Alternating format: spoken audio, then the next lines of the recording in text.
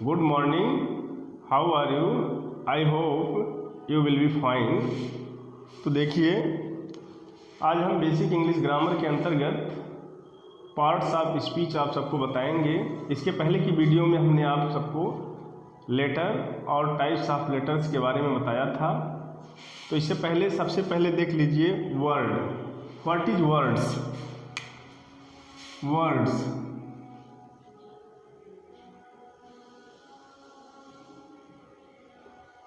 शब्द। देखिए शब्द क्या है? तो जनरली दो या दो से अधिक अक्षरों के मेल से शब्द बनता है। और क्या है?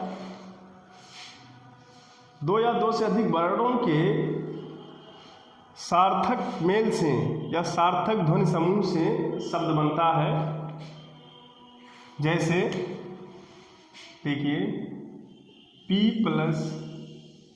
E + N pen.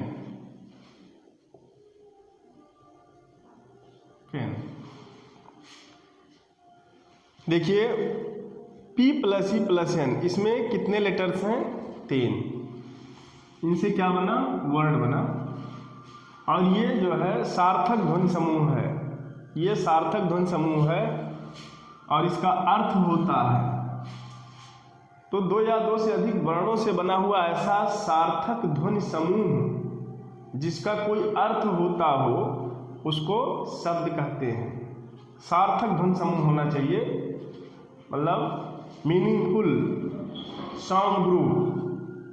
Meaningful sound group of 2 or more letters। Meaningful sound group of 2 or more letters is called word. तो देखिए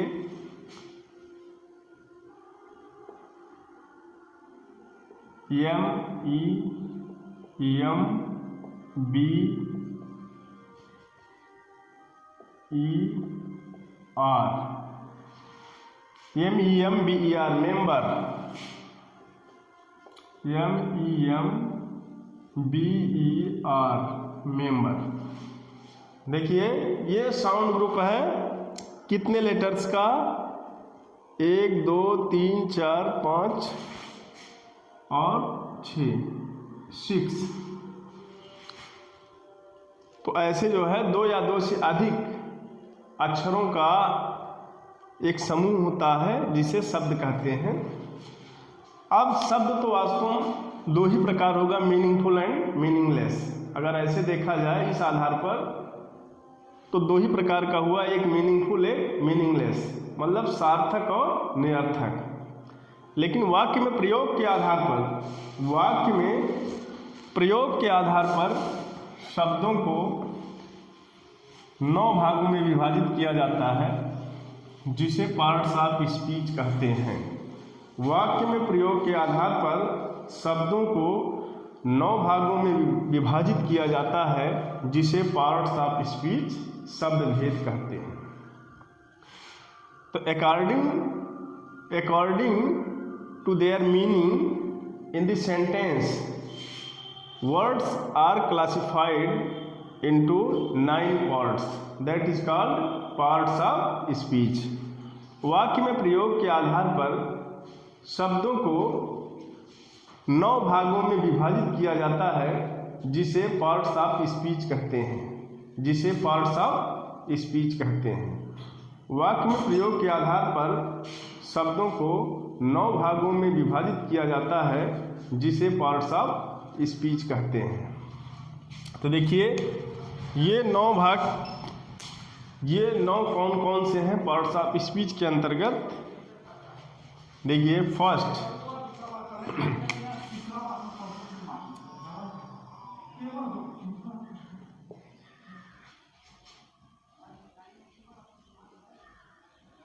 noun, second pronoun, third adjective, fourth verb, fifth adverb,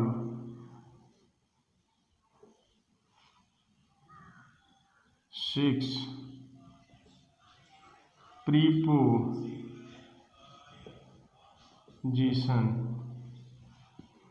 seven conjunction, eight interjection,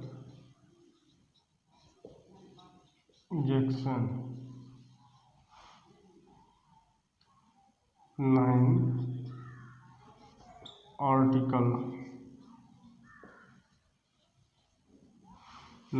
article, देखिए noun means होता है संज्ञा, pronounce means होता है सर्वनाम, adjective means होता है विशेषण, वर्ब मीन्स क्रिया, एडवर्ब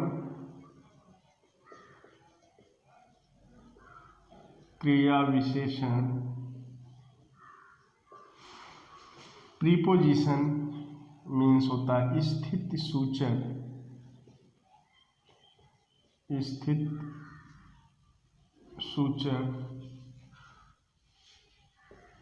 कंजंक्शन मीन्स समुच्चय बोधक या संयोजक,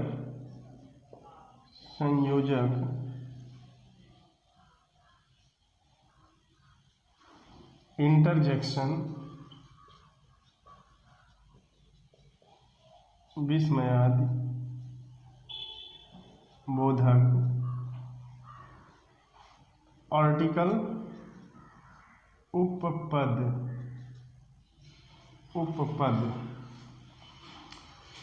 आर्टिकल उपपद।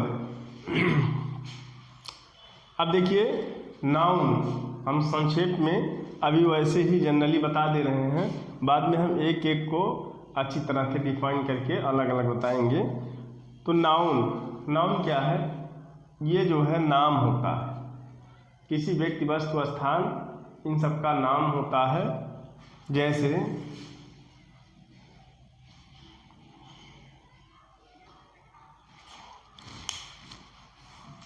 देखिए, जैसे नाम हो गया, एक लड़के का नाम है, शहर का नाम है,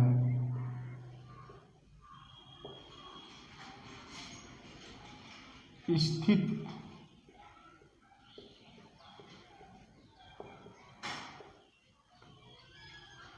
ये हो गया। ऐसे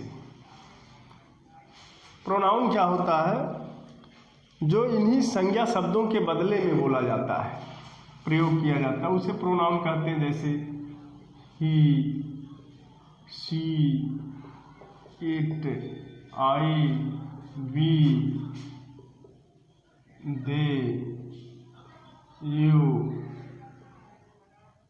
समवन, ये सब। विशेषण क्या होता है? विशेषण क्या होता है? जो नाउन या प्रोनाउन की विशेषता बताता है उसे विशेषण कहते हैं। जो नाउन या प्रोनाउन की विशेषता बताए उसे विशेषण कहते हैं। देखिए, जैसे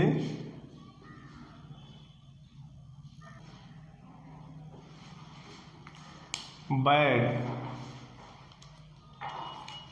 ब्लैक,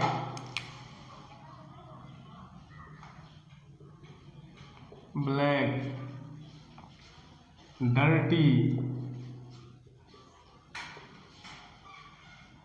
हैंडसम,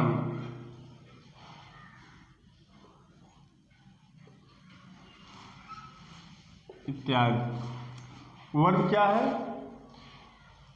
जिससे किसी क्रिया का होना पाया जाए। जैसे प्ले, डांस, इज, वाज, ये सब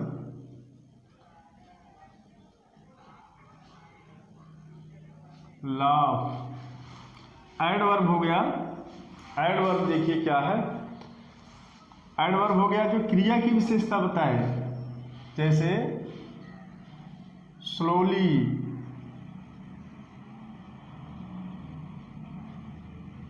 स्लोली, ये स्लोली क्या है, एडवर्ब है। काइंडली,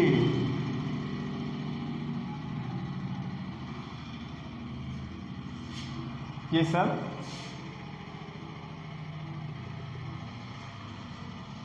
प्रीपोजिशन क्या है, ये एक वस्तु की दूसरे वस्तु के सापेक्ष स्थित क्या है इसको बताता है, तो प्रीपोजिशन उसे कहते हैं। जैसे इन, ऑन, एट, अंडर, ये सब प्रीपोजिशन। कंजंक्शन क्या है, ये दो या दो से अधिक शब्दों या वाक्यों को जोड़ता है, जैसे जैसे एंड, बट, आर, यट, सो, ये सब। इंटरजेक्शन क्या है, जो विस्मय को प्रकट करता है, आश्चर्य प्रकट करता है, जैसे एलास, एलास, आह, ओह, हुर्रे, ये सब। और आर्टिकल के अंतर्गत आता है ए, एन, दी, ये सब। तो वाक्य में प्रयोग के आधार पर शब्दों को 9 भागों में विभाजित किया जाता है, जिसे पार्ट्स ऑफ स्पीच कहते हैं। और ये 9 पार्ट्स ऑफ स्पीच हमने लिख दिया और सबका एग्जाम्पल भी 1-2 लिख दिया। अब उसके बाद हम नेक्स्ट वीडियोज में ये एक एक करके उसको जो है विस्तार से बताएंगे।